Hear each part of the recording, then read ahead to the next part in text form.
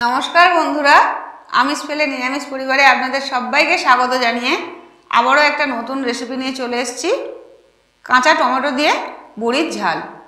এই রেসিপিটা অবশ্যই আপনারা বানিয়ে আমায় কমেন্ট করে জানাবেন। খেতে খুবই সুস্বাদু হয়।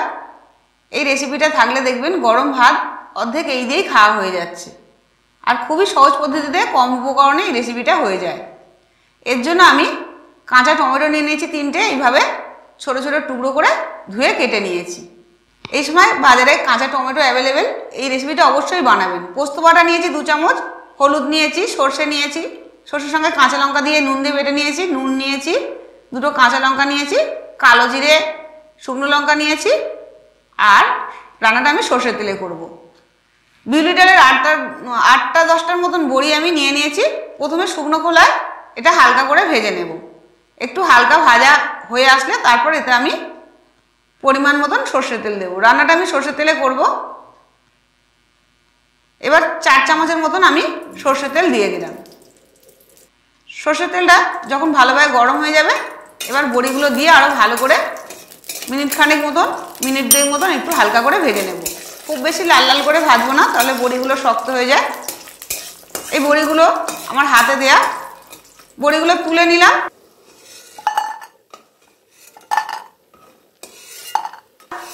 তুলে নিয়ে ওই তেলের মধ্যে আরও 2 চামচ মতন আমি সরষের তেল দিয়ে দিলাম। সরষের তেলটা একটু গরম হয়ে গেলে তারপর এতে আমি একটা শুকনো লঙ্কা একটু ছিঁড়ে দিয়ে দেব, আর 1/2 চামচের মতন কালো জিরে দিয়ে দিলাম। শুকনো লঙ্কা আর কালো জিরেটা একটু ভেজে নিয়ে 1/2 চামচেরও কম হিং দিয়ে দিলাম।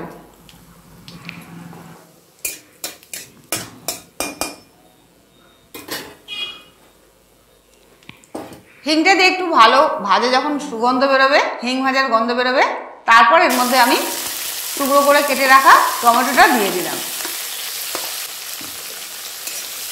টমেটোটা দিয়ে খুব ভালো করে ভেজে নেব। কাঁচা টমেটো অবশ্যই একটু এইভাবে ভেজে করবেন।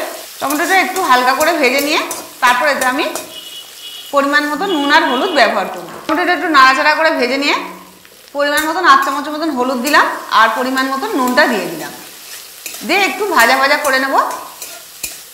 টমেটোটা এই সময় ভাজা হচ্ছে, আমি একটু ঢাকা দিয়ে রান্নাটা করব। তাহলে টমেটোটা তাড়াতাড়ি সেদ্ধ হয়ে যাবে আর খেতেও খুব সুস্বাদু হবে। নতুন বন্ধুদের যদি রেসিপিটা ভালো লাগে তাহলে আমার চ্যানেলটা সাবস্ক্রাইব করার অনুরোধ রইল। আর পুরনো বন্ধুদের অসংখ্য ধন্যবাদ আমাকে পাশে থেকে সাপোর্ট করার জন্য। এবার ঢাকা দিয়ে মিনিট 5 মতন আমি টমেটোটা একটু কম আঁচে সেদ্ধ করে নিলাম। মিনিট 5 পরে ফিরে এলাম, ঢাকাটা খুলে দেখে নিয়েছি টমেটোটা একটু আধ সেদ্ধ হয়ে গেছে। এই সময় আমি 1 কাপের মতন জল দিয়ে দিলাম। জলটা দিয়ে একটু ফুটতে দেব মিনিট 5 মতন। তারপর এতে আমি যখন সেদ্ধ হয়ে আসবে ঢাকাটা খুলে দিলাম, দিয়ে এবার ভেজে রাখা বড়িটা দিয়ে দিলাম।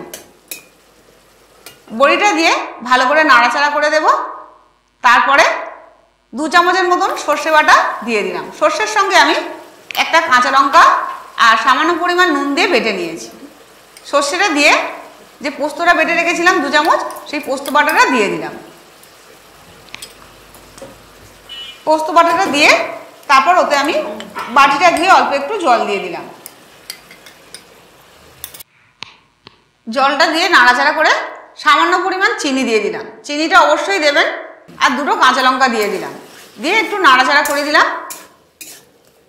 সমস্ত মশলার সঙ্গে সর্ষে বাটা, পোস্ত বাটা, কাঁচা লঙ্কা, নুন, চিনি দিয়ে ভালো করে নাড়াচাড়া করে নিয়ে এটা ঢাকা দিয়ে আরও মিনিট 2 সেদ্ধ করে নেব। চিনিটা অবশ্যই দেবেন, যেহেতু কাঁচা টমেটো একটু টক থাকে, স্বাদের ব্যালেন্সটা খুব ভালো হবে। মিনিট 5 মতন ঢাকা দিয়ে যখন সেদ্ধ হয়ে গেল তখন এতে আমি 2 চামচ কাঁচা সর্ষের তেল ছড়িয়ে রান্নাটা নামিয়ে নেব। মিনিট 5 পরে রান্নাটা আমি পরিবেশন করব। গরম ভাত দিয়ে এই রেসিপিটা অবশ্যই আপনারা বানিয়ে আমায় কমেন্ট করে জানাবেন। খেতে খুবই সুস্বাদু লাগে। বাড়িতে কিছু না থাকলে দেখবেন এই বড়ির ঝাল দিয়েই অর্ধেক ভাত খাওয়া হয়ে যাচ্ছে। আর শীতকালে কাঁচা টমেটোর অভাব হবে না, যখন খুশি পাওয়া যায়। আপনারা অবশ্যই কাঁচা টমেটো দিয়ে এই ঝালটা বানাবেন। কেমন হয়েছে আমায় জানাবেন। সুস্থ থাকবেন, ভালো থাকবেন। আবার ফিরে আসবো এরকম নতুন নতুন রেসিপি নিয়ে। নমস্কার।